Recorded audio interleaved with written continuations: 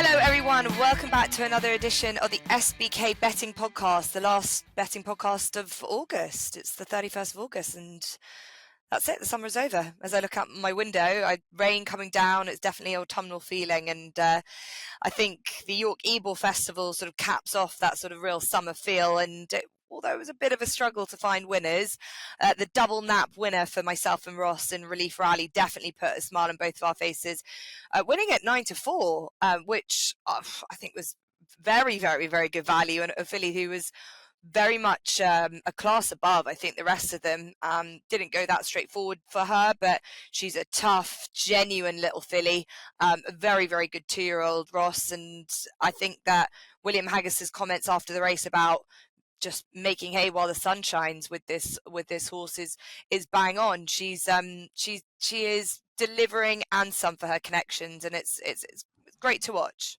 Yeah, I just absolutely love her. I love everything about her. I mean, you like horses that win you a few quid, don't you? But she's just got that electric turn of foot, that absolute will to win. And I love relationships between people and horses, and it's clear to see that Tom Marquand absolutely loves her to death. They said France next, maybe Cheveley Park, maybe both. I'm going to be with her for the rest of the season. At some point, maybe this sort of campaign will catch up with her, but she seems to be thriving on racing. And like you say, it all went wrong at York. Had to switch out. They all got first run on her, and she picked them up, and she was winning easily. At the death. I think she's a wonderful filly and been really well campaigned by connections. Yeah, certainly has. It'll be interesting to see come more autumn time whether the softer ground might just play against her, considering she's small enough by Kodiak, and she just looks like she would rather top of the ground type of conditions. So yeah, that might just make it a little bit harder for her, but she's done nothing wrong so far this season, and as we say, was probably my highlight for the week, where I just struggled. TC, in terms of the Ebor, it was the Frankie Dettori show, the Frankie Dettori day in general. I've kind of ran out of superlatives for Frankie. Eva, as much as you can love or hate this retirement tour, he's really nailing it, isn't he? Yeah, everything seems to be going right for Frankie in the last few months. Obviously, we want that to be the case. We want Frankie to go on a high, and it gives a fantastic narrative for the likes of ITV, Racing TV, or Sky Sports Racing, wherever he's riding, to be able to just say, Frankie's won this race again. He's going out on a high. Look at Mr. Dettori. He's the best we've ever seen. Look, he was good on Absurd. I actually think he went for home a bit too soon, so the horse kind of got him out of a bit of trouble.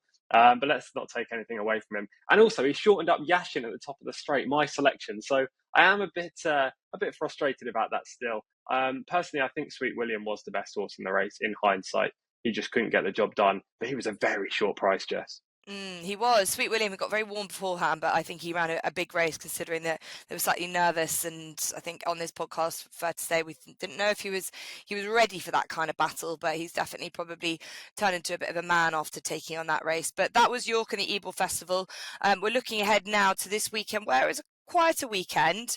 The Irish Champions Festival coming up, not this weekend, the weekend after, will be mouth-watering, and we've got a lot of Group 1s, some excellent racing. So I think a little bit of a lull before that, but we've got some betting races that we want to take through. We're going to take you through 2 group races, one for the older fillies and one for the 2-year-olds, both coming at Sandown. The Atalanta Stakes is first up that we're going to look at. This is a Group 3 over a mile. Now, the going at the moment at Sandown is good to firm, but where I am, there is a lot of rain, not too far away from Sandown at all.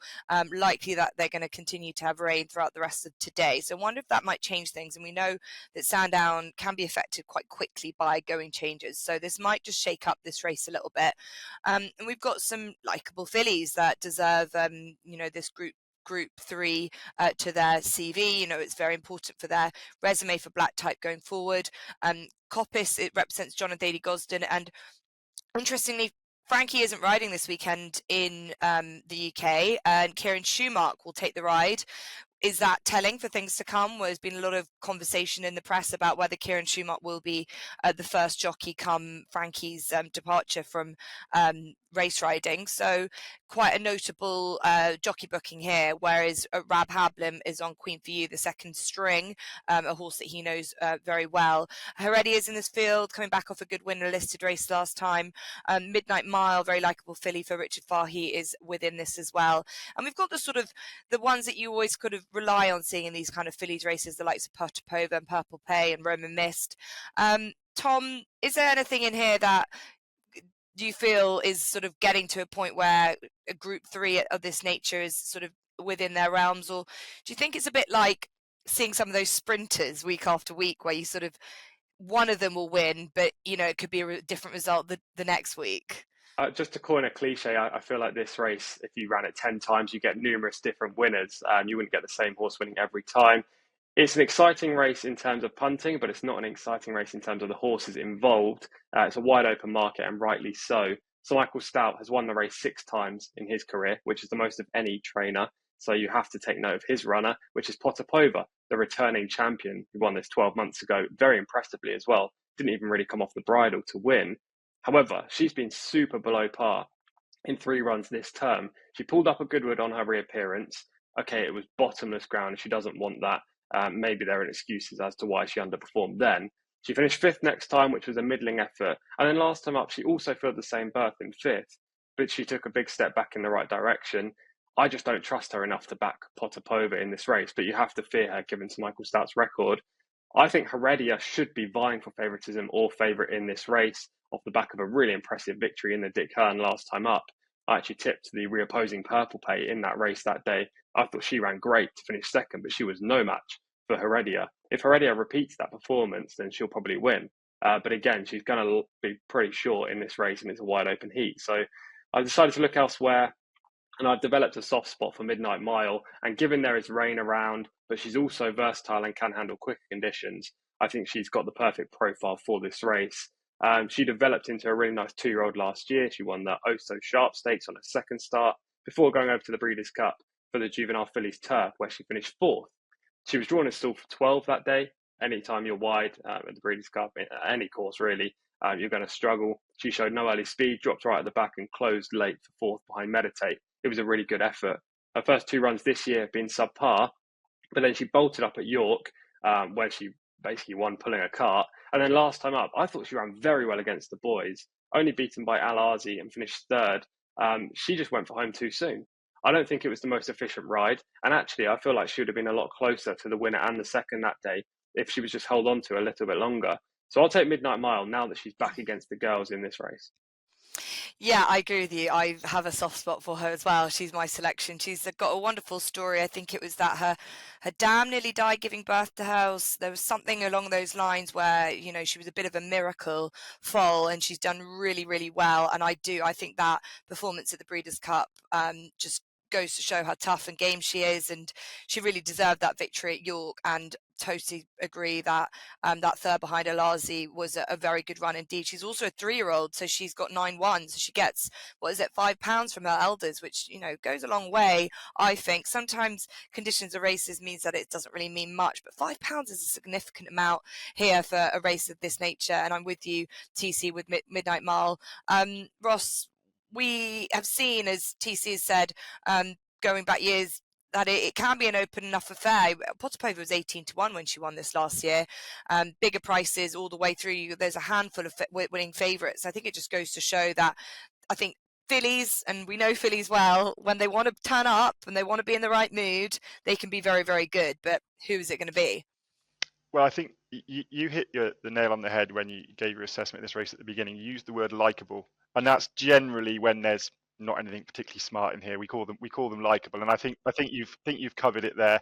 I agree with TC. I mean, I think Heredia is an obvious one, but she's a frustrating horse to punt, because the way she's ridden does mean she needs luck in running, and I think she's flattered to deceive on a couple of occasions, and she's 0 from 2 in this grade last year, and they were winnable contests for her, I thought. So just at the price, I could pass her over. Same with Coppice. I mean, she was well beaten up to Group 1 class last time at Ascot, but she'd been really impressive in handicaps. You mentioned Kieran Schumacher. There has been a lot of chat, and he's a really intelligent guy and a really nice rider, but I don't think he's been at it this month. He's 2 from 38. I don't think he was particularly smart on Epictetus at Goodwood last week. I just wonder whether, at some point you need to get the monkey off his back. That this chat is just adding a bit of pressure for me. Again, price, I can look her over. Potapova was really good in this last year, but she's looked like a shadow of the horse in 4 runs since. So I've actually gone with a filly that is in good form. She's 2 from 2, albeit only in novice company. But as you just said, fillies in a fine vein of form. Stick with them until they prove otherwise, and that's Nebris Angel. She's been really impressive over 7 furlongs twice at Lingfield and then at Thirsk. At Thirsk last time, she was way too keen. Didn't really handle the left-handed bend all that well because she was keen. Still found bundles at the back end and sort of scooted clear and stayed on really well. She's, even with the £5 age allowance, she's probably got upwards of £7 to fine. But that's very possible, particularly if a slightly better grade of race mean they go astride quicker and she's able to settle. Ismail Mohammed is a trainer that is consistently overlooked. When he's got the tools, he can do the job. She's 25 to 1. She'll light the ground, even if they get a bit of cut. And I don't think there's going to be an awful lot of rain now Friday, Saturday. I just think she comes here in a great vein of form when many above her don't. 25 to 1 just seemed far too big for me for a horse that we just don't know how good she could be. Yeah, I don't know, and I wonder whether TCR resident trends and stats man would know the last horse to have come into this off the back of just 2 novice wins and to win it. Shaking his head, disappointing. What have we got you here for? I know, I can only apologise, Jess. I can only apologise. But no, I think that's pretty difficult to know so quickly. And normally you've got a filly that's been tried at least handicap level before giving this a go, but got a rating of 91, so she's clearly regarded by the handicapper at least to be at Patton company, but she's the outsider of the lot at she'd be one of the outsiders of the lot, you'd imagine, maybe around 25 to 1, you'd think. We'll see how she gets on here, so good luck to Nebris Angel with Ismail Mohammed and Benoit de la Sayette, who, talking of John Thady Gosden riders, maybe they aren't giving him all those top opportunities right now, but there have been times in the past where I remember at Epsom that John Gosden compared his ride on, I remember it was the handicap on one of the last races of the day, Leicester Piggott-esque, but maybe he's just too early into his career to give him some of the bigger chances. But Benoit is the one that I had assumed was going to be sort of waiting in the wings at the at Clarehaven, but we'll see. A lot of pressure for anyone to take over from what Frankie's been doing at present, but that's the Atalanta Stakes. Myself and TC will be backing Midnight Mile, and Ross, as mentioned just then, Nebris Angel. And we go from the Atalanta Stakes at 225 to the 338, which is the Solario Stakes over 7 furlongs, won in the past by Tudon Hot, Massar. Last year it was Silver Knot who ran a big race in the Breeders' Cup after this. 6 runners line up. And I suppose if this is the best of our 2-year-olds, then the Irish on the other side of the sea will not be quaking too much in their boots. I just think it's disappointing that this is the best of what we've got over this trip at this stage. Potentially a lot of these horses of this ilk haven't really run yet, maybe. But I think Ireland are standing head and shoulders above us in terms of the strength and depth of the 2-year-olds, or maybe we've seen a lot of the good ones already. I'm just not getting overexcited by this bunch, or am I wrong, Ross? You're our juvenile expert. No, they are absolutely miles ahead. I would think they're probably going to have the top 10 rated 2-year-olds by the end of the year. Probably 8 of them Aidan O'Brien's. No, I mean, Aidan O'Brien, you just go through it and you see some of the 2-year-olds he's still got left to run. He has just got, and he has it every year, but this year they just seem to all be doing what they're bred to do. This is a weak enough contest. All through the week, I was looking at the forecast and hoping the rain would come because I'm a big fan of Devil's Point. I think he's got a huge engine. He'd be a really nice 3-year-old, but he's by New Bay. He's going to want cutting the ground. And I know it's pouring with rain today. My forecast, and maybe you can correct me, but my forecast says dry tomorrow and dry Saturday. Given how firm it is now, I can't see that it's going to be certainly any softer than good. And I'm just not sure in this grade that would be soft enough for him. But watch the weather. If it comes soft, he's definitely a player in this. He's a really smart horse. Star Law is interesting, but again, the Michael Stout yard form is Still not all that.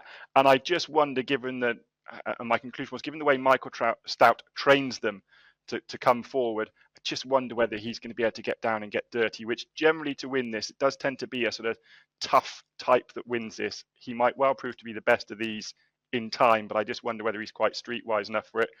Mortlake was really impressive at Leicester last time, but I'd be pretty convinced that the third horse, Individualism, Half Brother Subjectivist, was just way below form, and that was at a time when the Johnson Yard was struggling to find winners. So actually, again, at a bigger price, David O'Mara trained Cerulean Bay. He's tough, he's uncomplicated, he's lowly rated, but he is definitely better than that. He just got up to win on debut at Hamilton over 6 furlongs, then went to Leicester under a penalty and beat Individualism, who was at it that day. He gave him £7 and a widening 3/4 of a length margin at the end over 7 furlongs. This track's going to suit him down to the ground, and I think that line of form, when Individualism ran to about his level, albeit on debut, puts him close up against Mortlake, and he's much bigger price, and he's just tough and he's just tenacious, and I think he's in a weak heat when you don't know an awful lot about them. I mean, the Godolphin horse could be anything, of course, but for me, he's got the 2 runs behind him. I guarantee he's tough. He'll run to the line, and you'll get a good price about him. Yeah, my question was going to be about that form line with Individualism. Surely Mortlake ran a better race, a stronger race behind the same horse, so with the same horse behind him, so that form stacks up in favour of Mortlake. Cerulean Bay is by New Bay though, so would you want rain for him too, or do you think, considering Devil's Point's got the pivotal dam side, that makes him a really genuine soft ground horse, where Cerulean Bay Intercub mare might not be so dependent on it? Yeah, and he's proved himself on it. You know, he didn't look to struggle with better ground last time. And just to come back onto your point, you mentioned it in coverage of the last race. £7 on a 2-year-old is a big deal at this stage of their career. So yeah, I just think that, you know, I completely get he's unfashionable. He's a northern horse for starter. He's a David O'Mara 2-year-old. You don't get an awful lot of high class David O'Mara 2-year-olds. But I think because of that, he's going to be a much bigger price than he should be if he was trained in Newmarket by a trainer of 2-year-olds.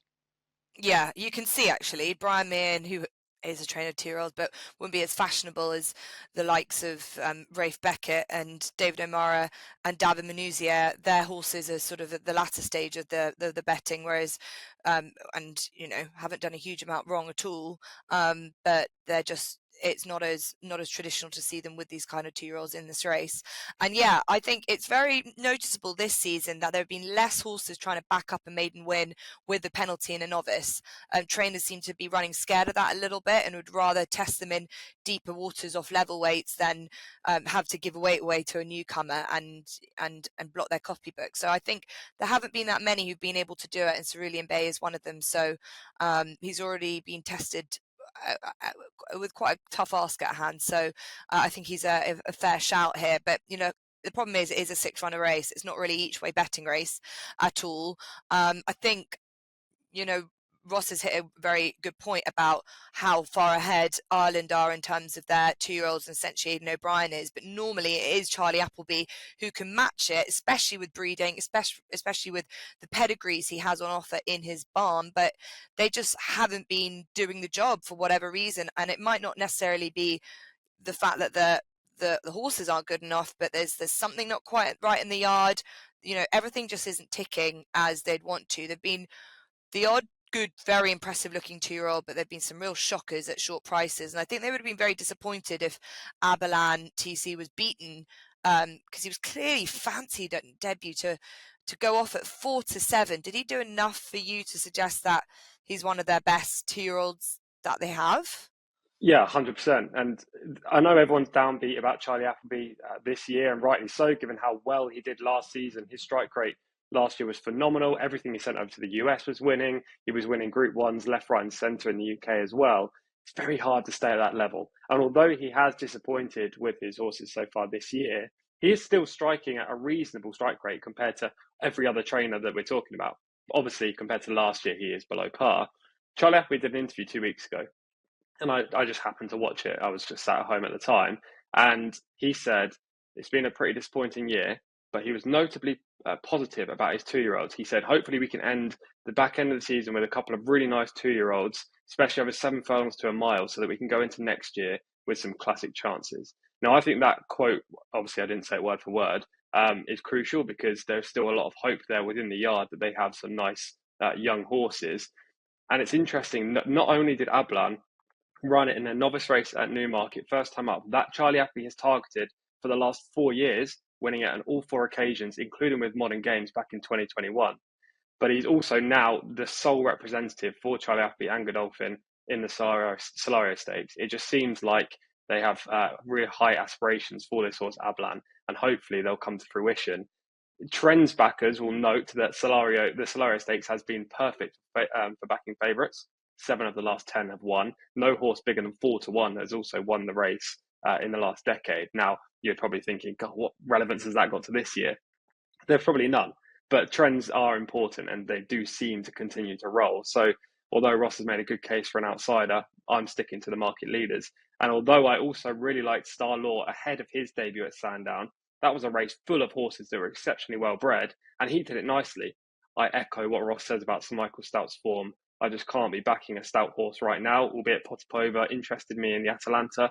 Starlight interests me as well in the Solario, but I just cannot back them with the horses not running as we expect. Like some Nostrum disappointing, albeit he was lame, and Passenger the only winner for the yard in the last 2 weeks, and he got up on the line by a nose. Like, I don't know, it's not convincing me at all, Jess. So Ablan, for me, it's a race that Charlie Appley likes to target. He's going to do well with the 2-year-olds in the back end, I'm sure.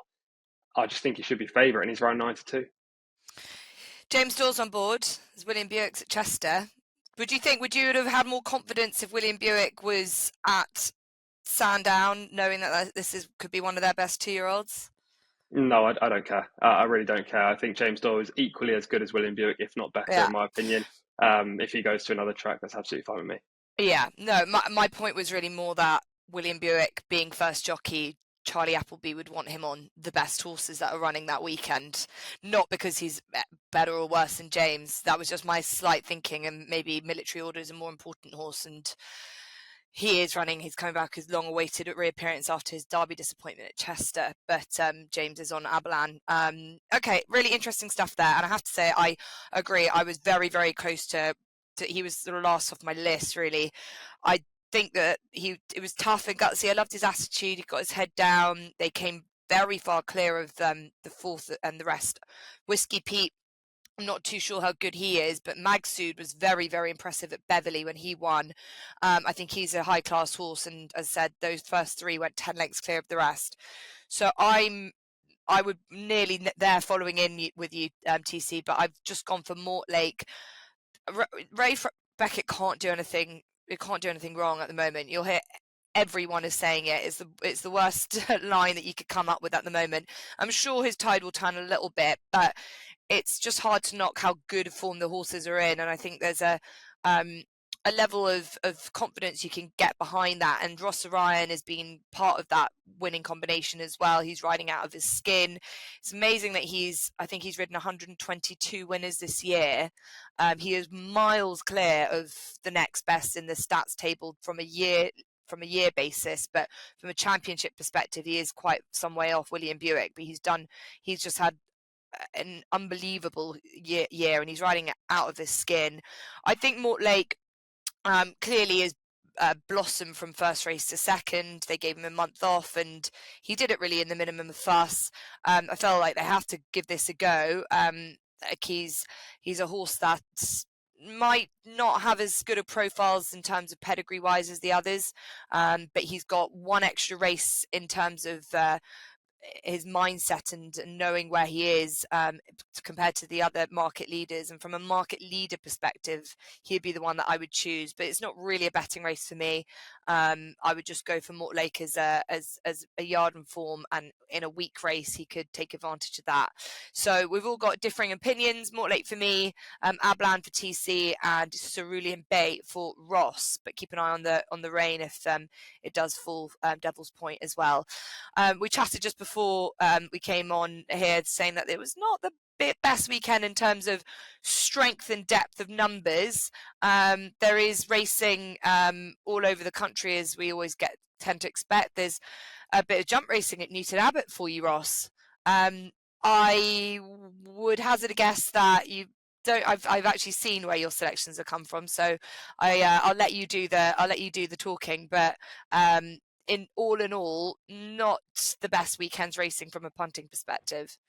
No, it's probably a weekend where I'm going to try and earn a few brownie points back from Mrs. Millar and get a few chores done around the place, ready for the upcoming proper jumps season. So the Nap and Next Best are on the flat. The Nap is in the 3:55 at Chester. Roger Varian trained Jabara was really impressive, albeit in a race that perhaps hasn't worked out that well at Newmarket on debut. For Racing TV, I do a winners in waiting piece in my Juvenile Watch column, and I actually had her name written down on a pad because to me there was no way she was going to win. She got all sorts of trouble, switched off heels, came round the pack and sprinted clear and actually won very readily. I just think Ascot was all too much for her. And if you remember, the Roger Varian horses that week were all weak in the market, and she was no exception. She was notably weak in the market at Royal Ascot, didn't really run a race, then went and ran in the Sweet Solera last time, and didn't run badly, but I don't think she stays 7 furlongs. I mean, after her debut, when I would have had a dropping back in trip, the speed she showed, had a bit of a break now, freshened up, goes back in grade, back in trip to Chester, sharp track, speed track. I think she'll be way too good for these. So I think Jabara and David Egan will win the 3:55 at Chester. And then the Next Best comes back to Sandown, and it's a little horse I really like. He's a bit of a monkey. He certainly was last year for Rod Millman. Safari Dream. He did win 3 on the bounce last year, including 2 at Sandown, which confirmed his liking for this track, having been second on his debut. He was a bit of a boy. He was often sort of there or thereabouts and probably should have won more than he did last year. He was gelded in the autumn. I was looking forward to seeing him come back, and he's just not quite hit the heights yet. He came back with 2 good runs, finishing 3rd, and then perhaps ran a bit below himself at York last time, but he comes back to his favourite track, back on good ground. Oisin Murphy jumps on and is a notable booking when Rod Millman and Oisin Murphy team up. They're to be feared. He won't be favourite. I think he'll like this track again, and I think he'll get back to winning ways for a really shrewd operation. Yeah, 2 horses that I really like. Jabara, I thought that she had the world at her feet when she won first time out, and they probably didn't expect her to be at this stage, but she doesn't have a huge field. There's only 5 runners in that, so it looks like a nice opportunity for her to get back to winning ways. That's Jabara and Safari Dream for the Millmans, who've had a good year, and Oisin Murphy, who's, as you say, teams up well with them. So thanks for that for Ross. And TC, what have you got for us? Yeah, my nap is going to be Ablan and Solario Stakes, the 3:38 at Sandown. Obviously, you already talked about my reasoning, but I'll give some bite-sized chunks just for this section. Debut at Newmarket was super impressive. I forgot to actually mention earlier, he didn't have cover for the majority of that race, so you can mark up the performance. And I think the runner-up's pretty decent despite losing next time up. Charlie Appleby often targets that race. He targets this race with a good 2-year-old. I think Ablan is definitely the bet in the Solario Stakes at 3:38 at Sandown. And the Next Best is going to be Lord Bertie in the 1:35 at Chester. Now, I was debating putting this horse up as the Nap, but no jockey is booked at the time, so I was just holding fire a little bit. The horse is declared, so hopefully we get a good rider on board. He was in a very hot maiden first time up last year, finished 3rd behind a horse called Chaldean, who subsequently won the 2,000 guineas. The 4th was Silver Knot, who went on to win the 2022 Solario Stakes. And in fact, that race threw up 8 subsequent winners, including Lord Bertie, who won on his 2nd start in a really poor Foss last maiden. You know, he didn't have to improve to win that, but he won it nicely anyway. Then he came back off a long layoff, was heavily punted against a horse who was impressive the time before, and bolted up at Thirsk.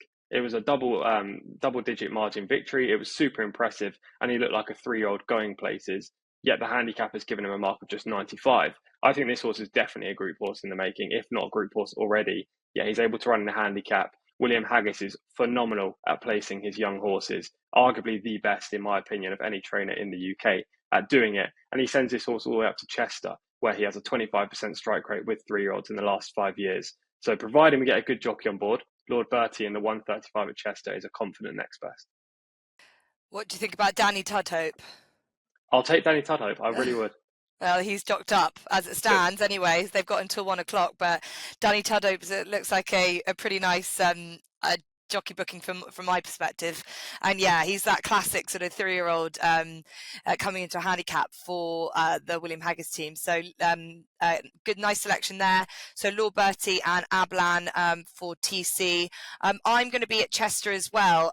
In 320, we see the return of Military Order. I mentioned this earlier. William Buick is heading to Chester to take the ride on a horse who was 9-2 for the Derby, and whatever happened, he wasn't himself. We know that wasn't him. He ran completely flat. Again, at a time that Charlie Appleby's horses just weren't running that well, and I don't think they've necessarily improved. But if he can't win this, then there's something seriously wrong. This is a 6-runner race.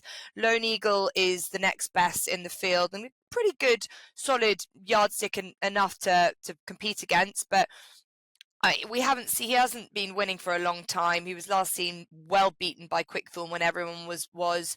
He ran 9th of 12 in the Gold Cup. He's a horse that's been running over further than 1 mile 6.5 furlongs, so might be a bit sharp for him. Whereas Military Order hasn't run over this trip before. He's a half brother to or full brother to Adair.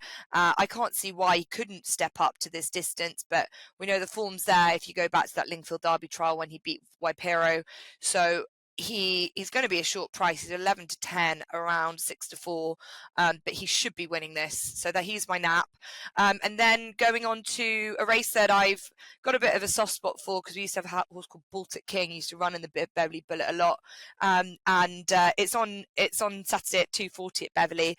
Again, a disappointing field size, 7 runners, I suppose, 50 grand on offer, but there are so many good handicaps for these sprinters at the big festivals that I think a few horses have sort of opted out of this. But a horse that has literally sung every song, danced every dance this season is Apollo 1, and he has, to his credit, ran blinders at Epsom, at Ascot and at Goodwood, being second wherever he goes. He deserves a good day out. He's gone up in the handicap. I think it's now £6 without winning since the end of last year, and I think that this could be his race.